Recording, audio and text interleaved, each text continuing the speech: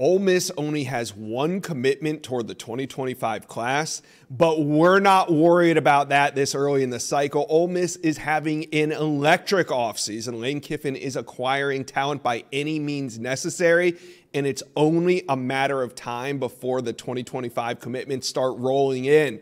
We got Zach Berry from OM Spirit dropping by to talk some recruiting. But first, Ole Miss fans, we got a long offseason ahead. I want you to be a part of it. So hit subscribe to the On3 Recruits channel. We're excited to talk Rebel recruiting. Hit subscribe for me, please. All right. Let's bring on Zach Berry. Now, we're going to talk Ole Miss most important recruiting targets right now. So we got to start with five-star wide receiver Caleb Cunningham out of the state of Mississippi. What are your sources saying early on? I know he made it to the top 12 or whatever he's released to this point, but where do you think Ole Miss stands with him?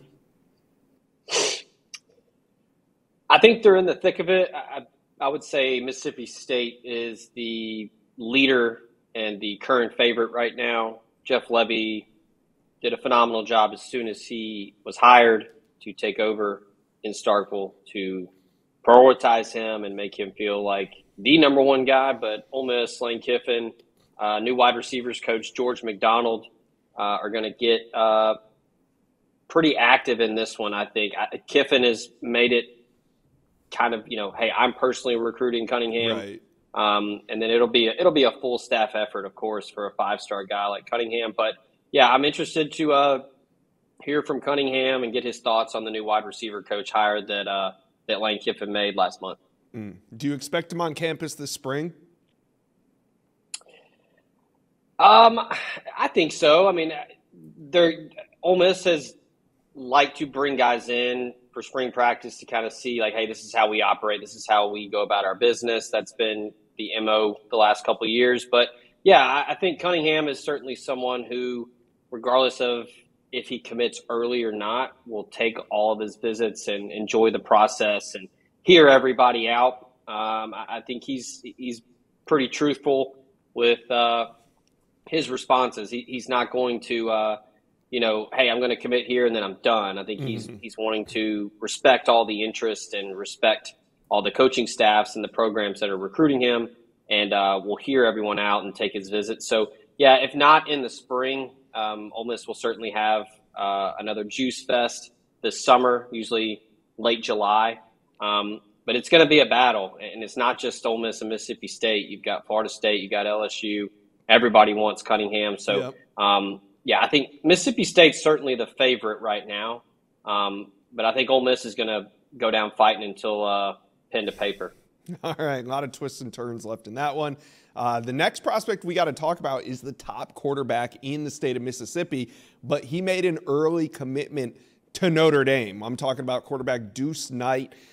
Zach, do you expect Ole Miss to still be a factor here, and are they going to go the distance trying to recruit Duce Knight despite his early commitment? Absolutely. I think they are going to, again, all the way to signing day. They won't stop. Ole Miss is going to prioritize. I don't want to speak for them. This is my opinion. It seems like Kiffin's use of the portal, they will prioritize probably 15 to 20 high school guys, and then they will try to allocate all resources and manpower to those, and then hit the portal. And Duce Knight's definitely in that 15 to 20. And, yeah, Ole Miss has been to see him play basketball. They've constantly talked to him. I know he says he pretty much hears from the staff every day. It is absolutely, especially at that position, priority one for Ole Miss. The quarterback room is pretty loaded and pretty talented in Oxford right now. But Kiffin's going to take a quarterback, it seems, every single year, whether it's portal or high school. If he believes he's a fit in the system and can get it done, then yeah. And you mentioned twists and turns with Cunningham, twists and turns with Duce Knight too. Transferred to Lipscomb Academy in Nashville, goes back home to George County. A lot of people thought it was going to be Ole Miss or Auburn. And then I don't want to say to the surprise of Notre Dame people, because Marcus Freeman and that staff did a great job recruiting him, but commits to Notre Dame. He's been up to South Bend. I mean, I can't even keep track of how many times he's been up there. It seems like he went to every home game. Yeah.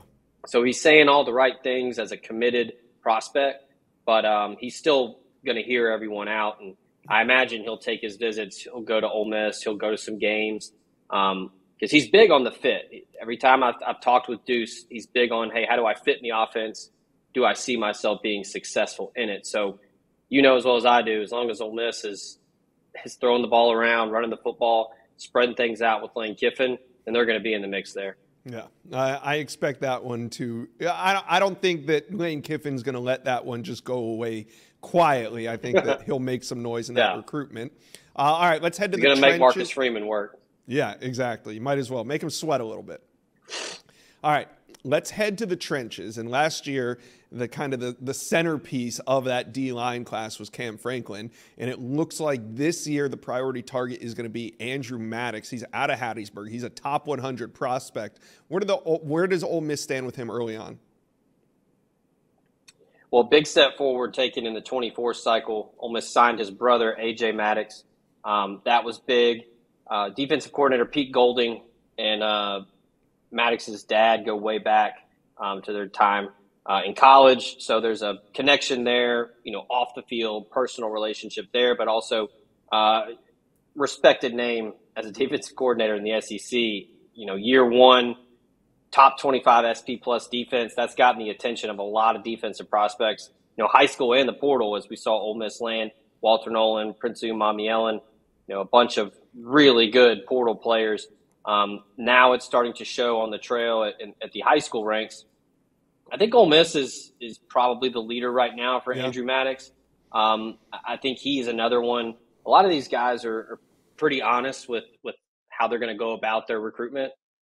The trend now is a lot of guys want to go take their visits early and then make a decision before their senior year so they can focus on playing ball with their friends and enjoying that last ride. But yeah, I think Ole Miss is certainly the favorite, not just because of the connection with Golding, but having the brother there, the familiarity doesn't hurt. And I think Randall Joyner, the defensive line coach at Ole Miss, has been putting in the work here for the last couple of years. I think Auburn's probably the biggest competition there. Hugh Freeze has been really hammering away. Losing Jeremy Garrett to an NFL gig might put them back a step or two, but they're going to be neck and neck with Ole Miss for this one.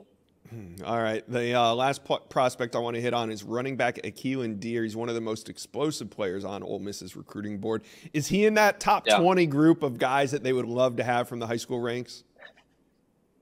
Yeah, absolutely. I talked with AK after his visit for Ole Miss's junior day, and he said, plain and simple, Lane Kiffin said, "You're our guy, number one on the board at running back." There's been some really good running backs the last couple years out of the state of Mississippi. Some names that come to mind. I've heard some comps thrown out around Cam Akers. Is he going to be as good as Cam Akers was coming out of high school? I mean, the frame is there, the skill set. Every bit of 6'1", 200 pounds, can really run. He's really good out of the backfield too. I think that's why Kiffin loves him. Kevin Smith, the running backs coach, they love that versatility, being able to catch balls, screens, put him in the slot. He can run routes. I put in an RPM prediction last week for AK Deere to end up at Ole Miss. I don't know if it's imminent, but I know he's thinking about narrowing things down again. But again, like I said, the trend of making a decision prior to your senior season is something that I could see happening here. And if that's the case, I think Ole Miss is going to hear its name called early. Yeah, you can kind of feel Ole Miss recruiting starting to heat up. So I got a bonus question for you. Could top 150 linebacker Jobe Hopson be the next prospect from the high school level to commit to Ole Miss? He could be. The last couple times I've talked with Jacoby, he said that he wants to get it done before his senior season. I think the target date currently now, it's tentative. It could move around. It could be earlier. He said August.